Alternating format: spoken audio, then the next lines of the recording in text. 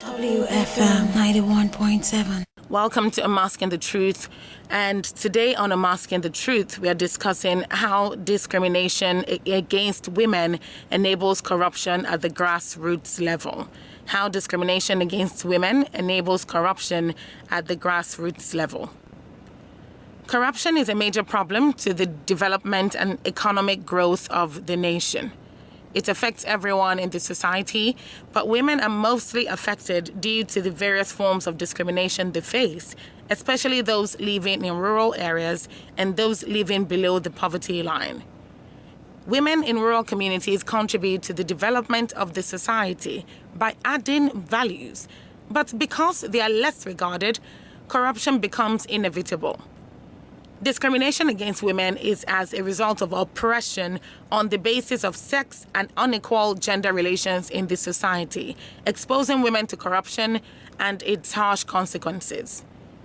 Unmasking the Truth today on your radio station, we'll discuss how discrimination against women enables corruption at the grassroots level. Unmasking the Truth, we'll look at how women are affected and how to fight it. My name is Sumto Titilayo Ajamma. Unmasking the Truth is an initiative of St. Ives Communications in partnership with Voice of Women and supported by the MacArthur Foundation. Now, we spoke to women who expressed their grievances on the discrimination level and how they've been sidelined in the society and how it has affected them. Let us hear from some of these women.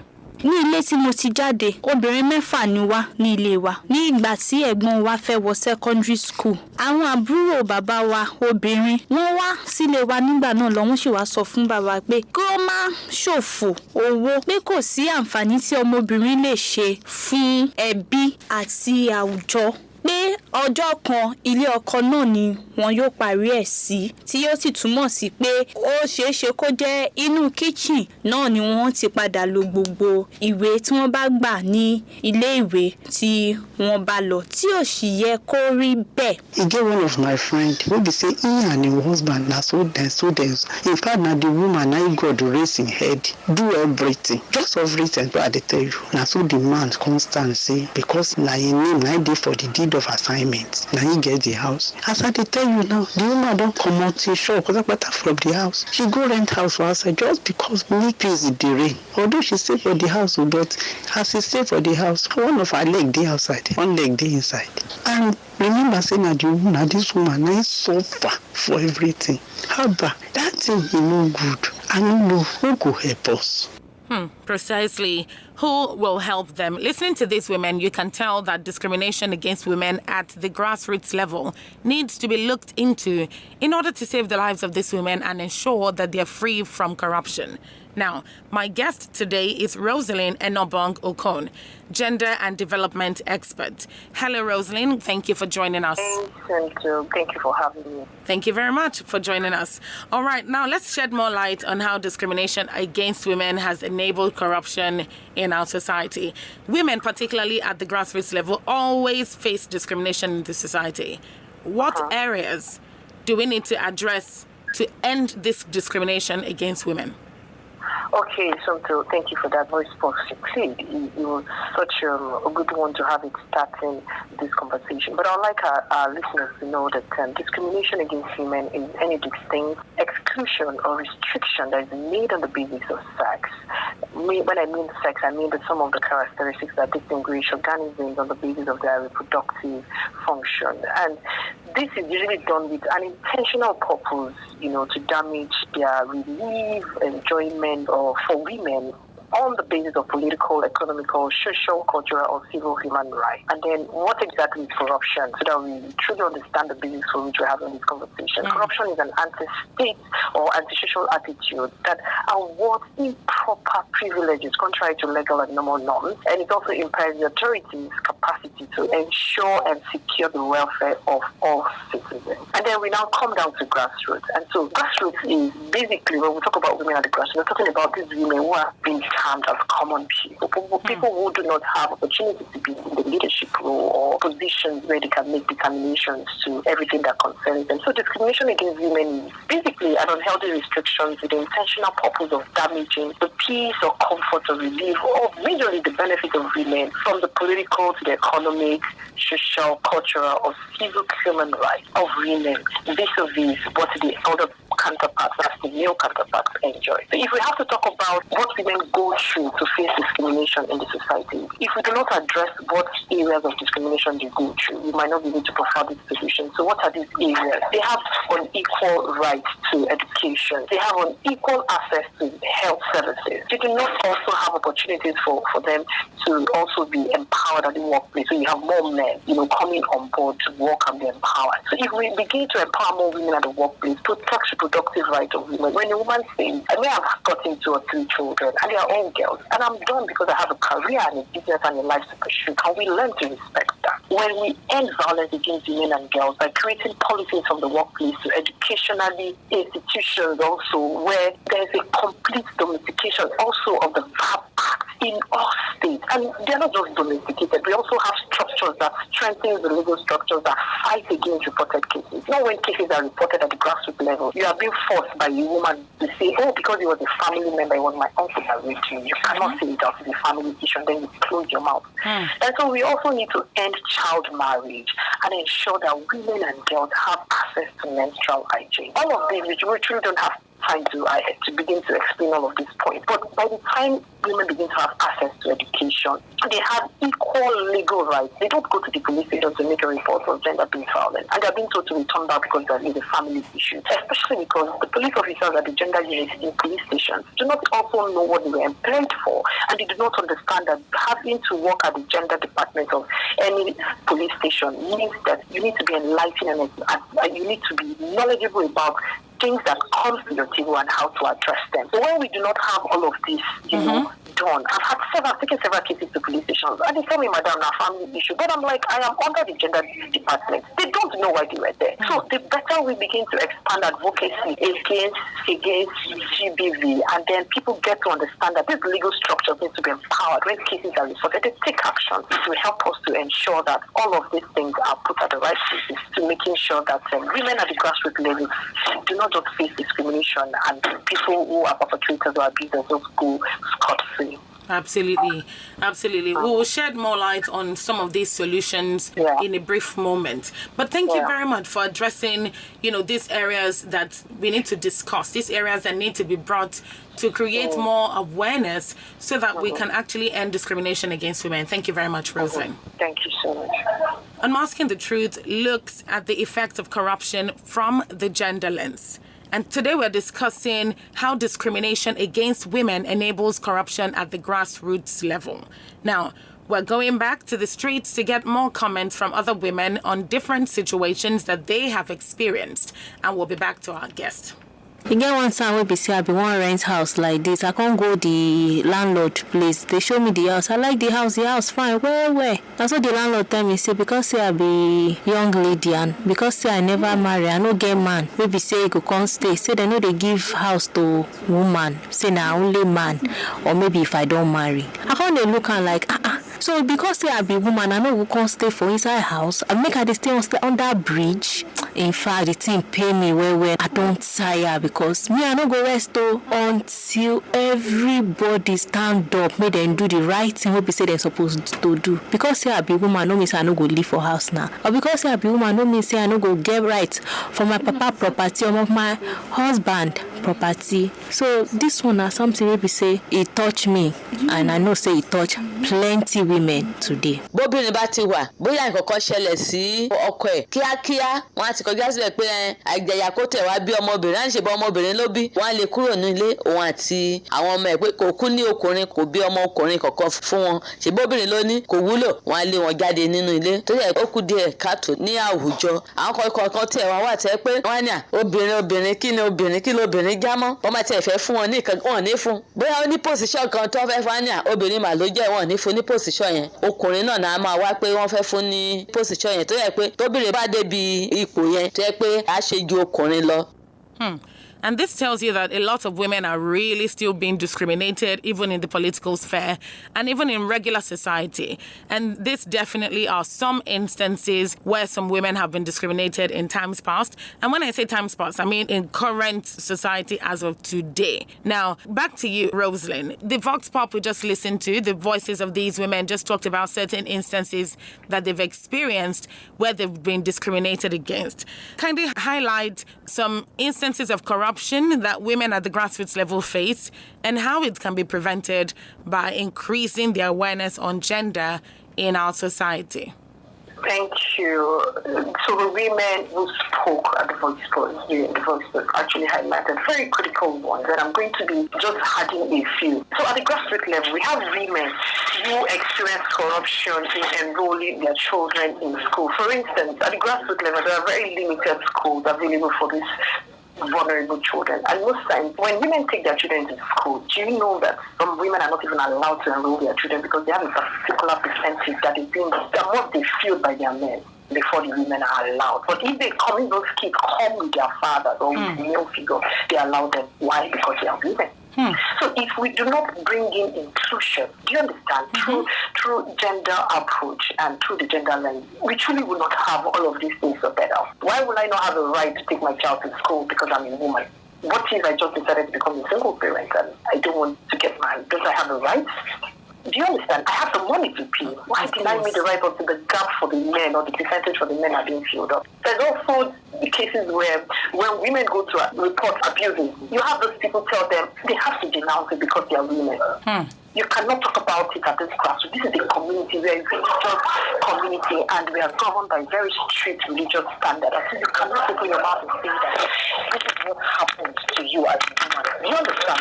And so you see these women go back into their caves and their shelter and their lot, and they just shut down and remain more vulnerable to these men who keep on using them as a toolbox for whatever reason they want to. There's also a part where they're not allowed to participate in government subsidized programs. So interventions come into communities and into the grassroots levels, and then you have the chiefs, like one of the cases in one of the outskirts in Abuja here that we are addressing, where the kingmaker in that area, or the king or the traditional figure, right there, have to come to tell us that they have to zone 75% of this intervention for the male.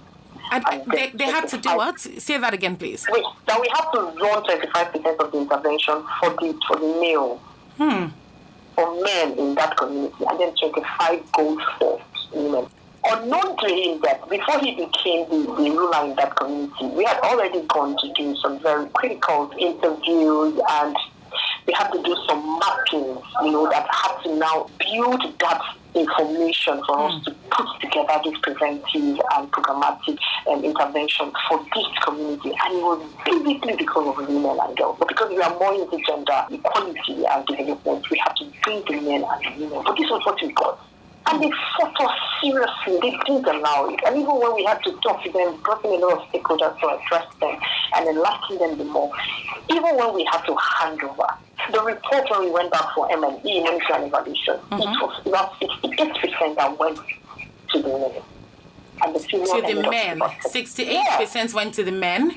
Yes, and then we have 32%. But this program, this intervention was designed for women and girls. So that's a clear case of corruption. Exactly. So you want to address to say what exactly was the issue. They didn't have females who were at the leadership positions to be able to stand up for them. Everything, all the cabinets were all filled up with men. So you practically had nothing to do with trying to talk to them to understand. They feel, oh no, we are the husbands, we are the males, we are this. And then we had another intervention where we had to go back, and these men had to be running a project with us. And so we asked them to bring in their account details for us to pay them. Guess what, so 92% from that data collection had their husband's account details sent to us. And so I have to take it over from the project leader to say, see, I want to reach out to these stakeholders and talk to them. And we want the account information or account details of these women. And then when we called for a stakeholders meeting, their husbands came to represent them to say that It is our wives, and you are paying the money to our account because we are our wives and we are their husbands and we are the leader and the home and we take the decisions that we so wish to and all the just do. It's only because we are our wives. And then I said to them, oh, that's beautiful, but can I also hear from your wife? We want to hear the perspective and the understanding. We want to be sure that this is neutral. And when the wives came, do you know that was what we agreed to say, that we make the money while our husbands control the resources and teach us how to spend the money. Okay, so Rosa, in just a moment, we'll be discussing more about how we can support these women or what measures can be put in place to support these women. But let's hear more from women on the streets. That's fine. All right.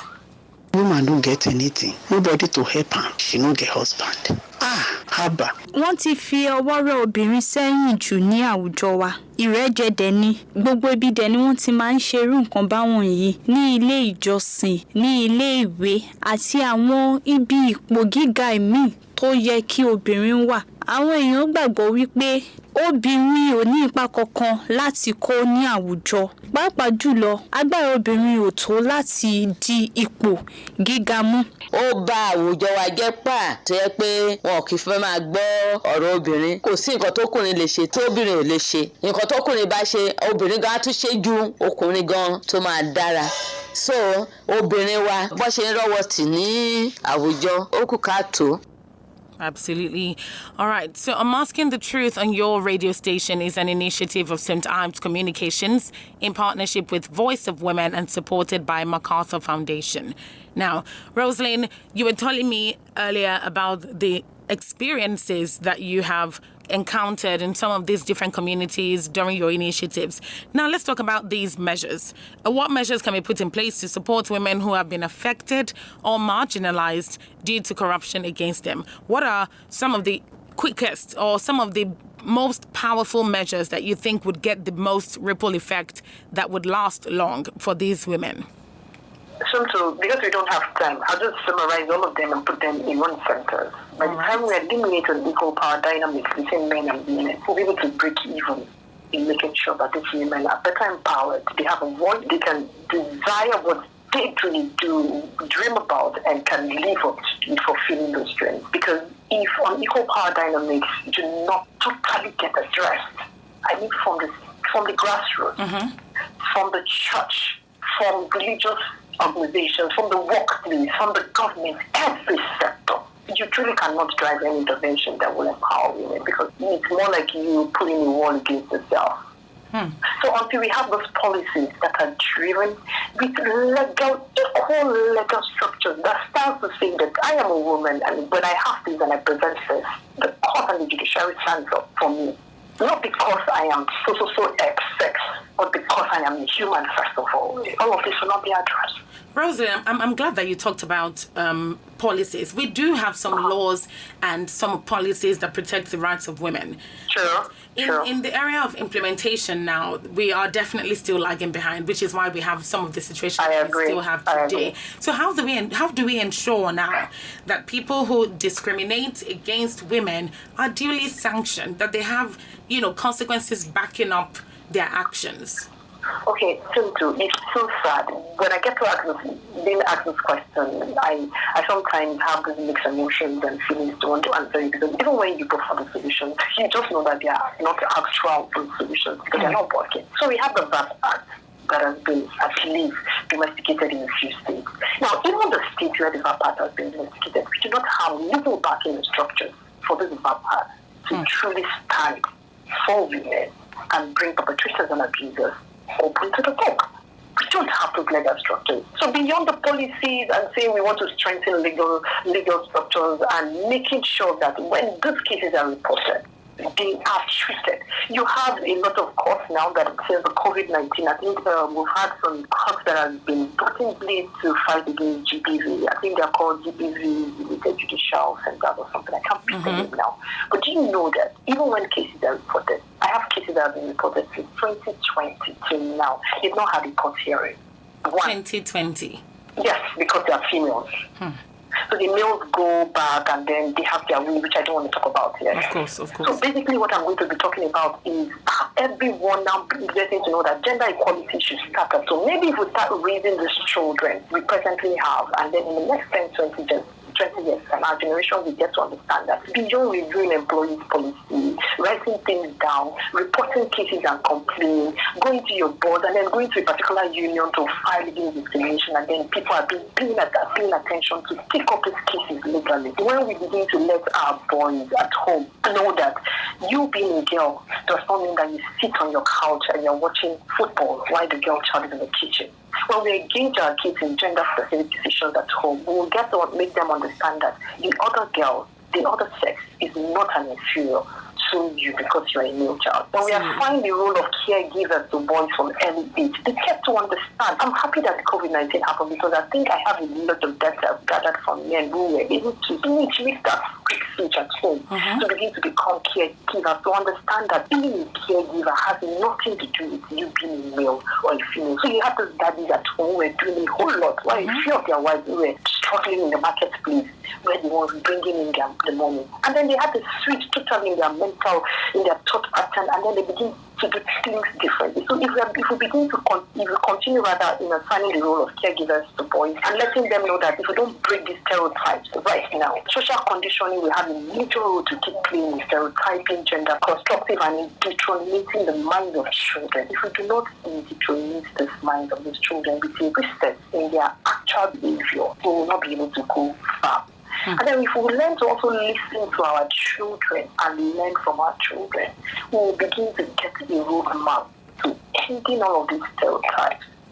Thank you, Rosen. Because there are a lot of messages our children send to us, but we parents are too busy, do we understand, to listen and understand. By the time we are able to train this generation, I'm not giving up on the government.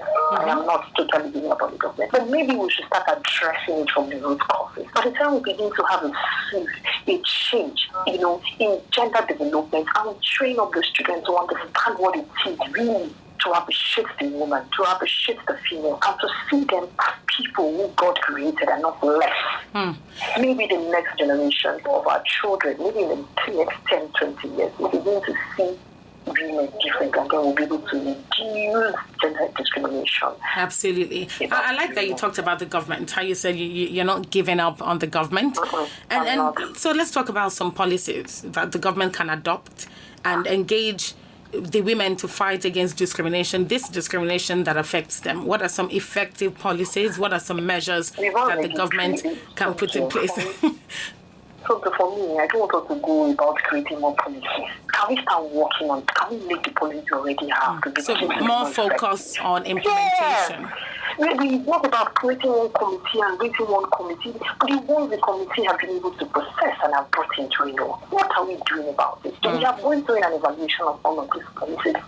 The structures that have been set up to ban these policies, what have they done? What are the data that have been gathered on prosecution, on reported cases?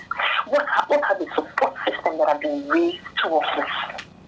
If we begin to work more on making the already existing policies, the VAP part covers already almost everything.